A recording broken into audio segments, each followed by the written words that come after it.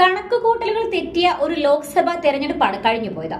ഇവിടെ ആർക്കാണ് പിഴച്ചത്? അപ്രതീക്ഷിതമായ ഒരു വിജയമാണ് കോട്ടയത്തെ കേരള കോൺഗ്രസ് സ്ഥാനാർത്ഥി കെ ഫ്രാൻസിസ് ജോർജിന് ലഭിച്ചത്. അതും അവർ പ്രതീക്ഷിക്കാത്ത അത്ര വലിയ ഭൂരിപക്ഷത്തോടെ തന്നെ. ഇവിടെ ആരുടെ കണക്ക് കൂട്ടലുകളാണ് തെറ്റിയത്? ഫ്രാൻസിസ് ജോർജിന്റെ വിജയത്തെക്കാൾ ഉപരി തോമസ് ചാഴിക്കാടന്റെ പരാജയമാണ് വിശകലനം ചെയ്യപ്പെടേണ്ടത്. കഴിഞ്ഞ ലോക്സഭയിൽ 100% ഫണ്ടുകൾ ജനക്ഷേമത്തിനായി വിനിയോഗിച്ച ജനശ്രദ്ധ ആകർഷിച്ച ഒരു വ്യക്തിയാണ് തോമസ് ചാഴിക്കാടൻ എന്ന കാര്യത്തിൽ ആർക്കും ഒരു സംശയവുമില്ല, തർക്കവുമില്ല. പിന്നെ എങ്ങനെയാണ് അദ്ദേഹം പരാജയപ്പെട്ടത്? ഇവിടെയാണ് തൂണും ചാരി നിന്നവൻ പെണ്ണിനെയും കൊണ്ടുപോയി എന്ന പഴമൊഴി അന്വർത്ഥമാകുന്നത്.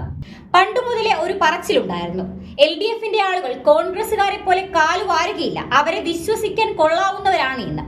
എന്നാൽ ഇവിടെ ആ വിശ്വാസത്തിന് ഒരു കോട്ടം സംഭവിച്ചോ എന്ന് സംശയിക്കേണ്ടിയിരിക്കുന്നു.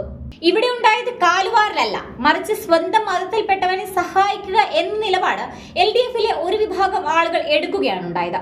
ജയിക്കുകയില്ല എന്ന് അറിയാമെങ്കിലും ഞങ്ങൾ വിചാരിച്ചാലും ഇവിടെ പലതും നടക്കുമെന്ന് കാണിച്ചു കൊടുക്കുകയായിരുന്നു ലക്ഷ്യം. അതായത് സ്വന്തം സമുദായത്തിന്റെ ശക്തി കാണിച്ചു കൊടുക്കുക, അല്ലെങ്കിൽ ഞങ്ങൾ നോക്കിയാലും ഇത്രയും വോട്ടുകൾ സമാഹരിക്കാൻ കഴിയും എന്ന മുന്നറിയിപ്പ് എല്ലാ കക്ഷികൾക്കും നൽകുക. വളരെ രഹസ്യമായ മറ്റൊരു വർഗീയ ധ്രുവീകരണമാണ് ഈ തെരഞ്ഞെടുപ്പിൽ ഇന്ത്യയിൽ എമ്പാടുമുണ്ടായത്.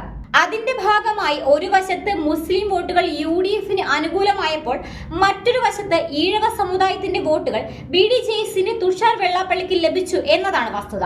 നമ്മൾ രാഷ്ട്രീയമായി നോക്കുമ്പോൾ CPMലും CPIയിലുമുള്ള പ്രവർത്തകരിൽ ബഹുഭൂരിപക്ഷവും ഈഴവ സമുദായത്തിൽപ്പെട്ടവരാണ്. ഈ തെരഞ്ഞെടുപ്പിൽ അവർ രാഷ്ട്രീയത്തിന് അതീതമായി ചിന്തിക്കുകയാണ് ഉണ്ടായത്. പരാജയപ്പെട്ടാലും പരാജയപ്പെടുന്നത് തങ്ങളുടെ പാർട്ടിയിലെ സ്ഥാനാർത്ഥിയല്ല, മുന്നണിയിലെ ഒരു ഘടക കക്ഷിയുടെ സ്ഥാനാർത്ഥിയാണ് എന്നൊരു ചിന്തയാണ് അവരുടെ മനസ്സിലുണ്ടായത്. കേന്ദ്രത്തിൽ BJP അധികാരത്തിൽ നിന്ന് മാറ്റി നിർത്താൻ വേണ്ടി ഇന്ത്യയിൽ എല്ലാ സ്ഥലങ്ങളിലും മുസ്ലിം വോട്ടുകൾ കോൺഗ്രസിന് അനുകൂലമായി പോൾ ചെയ്യപ്പെടുകയാണ് ഉണ്ടായത്. കോട്ടയത്തും അതുതന്നെയാണ് സംഭവിച്ചത്. കോട്ടയത്തെ മുസ്ലിം വോട്ടുകൾ UDFന് ലഭിച്ചപ്പോൾ NDAയുടെ സ്ഥാനാർത്ഥിയായി BDJSന്റെ, അതായത് ഈഴവ സമുദായ നേതാവായ തുഷാർ വെള്ളാപ്പള്ളി തന്നെ സ്ഥാനാർത്ഥിയായി വന്നതുകൊണ്ട് NDAയിലെ നായർ സമുദായത്തിന്റെ വോട്ടുകളും UDFന് ലഭിച്ചു എന്നത് മറ്റൊരു വസ്തുത കൂടിയാണ്. ക്രൈസ്തവ വിഭാഗത്തിൽപ്പെട്ട നല്ലൊരു ശതമാനം വൈദികരും കന്യാസ്ത്രീകളും അതുപോലെ തന്നെ ഒരു വിഭാഗം വിശ്വാസികളും ജോസ് കെ മാണിയുടെ കേരള കോൺഗ്രസ് M LDFൽ പോയതിനെ അംഗീകരിക്കാൻ ഇനിയും തയ്യാറായിട്ടില്ല എന്നതും ഒരു വസ്തുതയാണ്. അവർ സ്വമേധയാ പോയതല്ല, പുറത്താക്കിയതാണ് എന്ന യാഥാർത്ഥ്യം ഈ വിഭാഗക്കാർ മറന്നുപോയതും മറ്റൊരു കാരണമാണ്. ചുരുക്കം പറഞ്ഞാൽ രാഷ്ട്രീയ ബന്ധങ്ങൾ മാറ്റിവെച്ച് വർഗീയവൽക്കരിക്കപ്പെട്ട ഒരു തെരഞ്ഞെടുപ്പ് വിജയമാണ് ഉണ്ടായിരിക്കുന്നത്.